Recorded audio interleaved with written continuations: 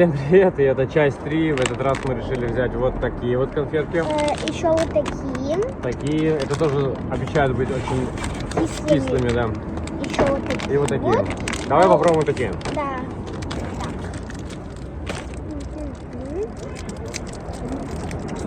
Я боюсь. Готово?